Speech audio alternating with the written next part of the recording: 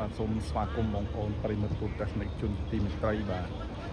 ឡូវនេះសូមជួយបងប្អូនតាមដានទស្សនាការប្រកួតគូពិសេសនៅថ្ងៃនេះរវាងក្រុម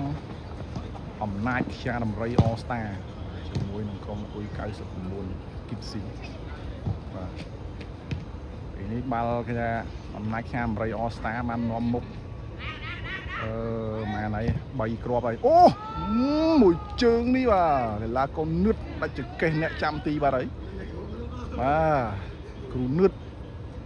បាទកីឡាកររៀនសង្ហាបានតាមពីក្រោយវិញមកគ្រាប់ហើយពេលនេះគឺថា2ទល់នឹង4បាទឥឡូវទស្សនាជាបន្តបាទលទ្ធផលពេលនេះឃើញថាអំណាចខ្យាដំរីនាំមុខ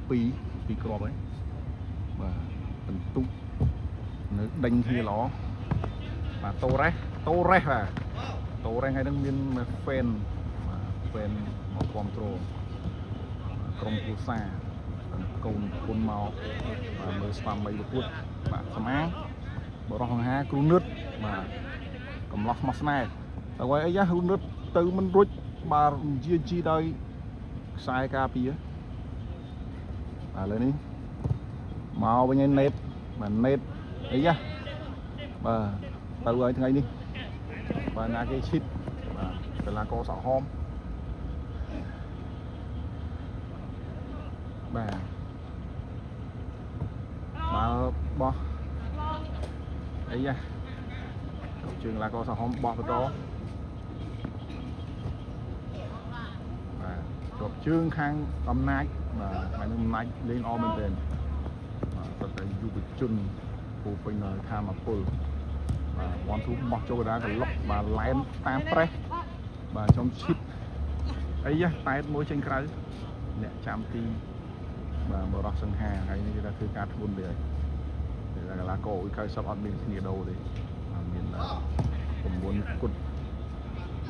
បាទហើយ admin កំពុងតែថតបាទចាប់ថតបានចូលលេង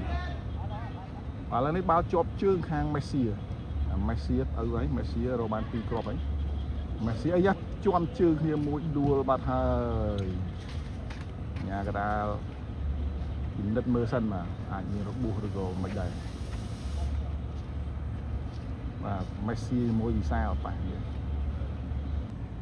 បាទសូមផ្ញើរូបភាពបញ្ជាក់ភ្នែកកម្រិត Full HD TV បាទ 8K បាទបងប្អូនមកបញ្ជាក់ភ្នែកផ្ដិតយកទិដ្ឋភាពបាទកីឡាករអូនេះកីឡាករ idol មកហើយ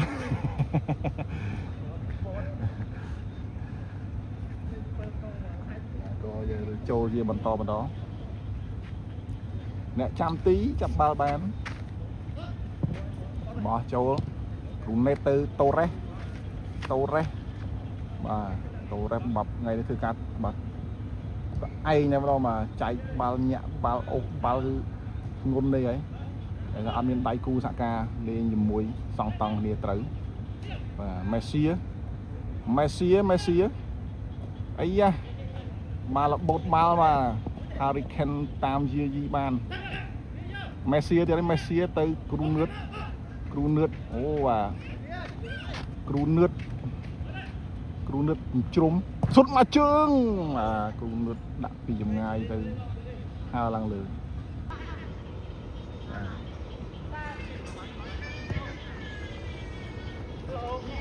កហើយបាទ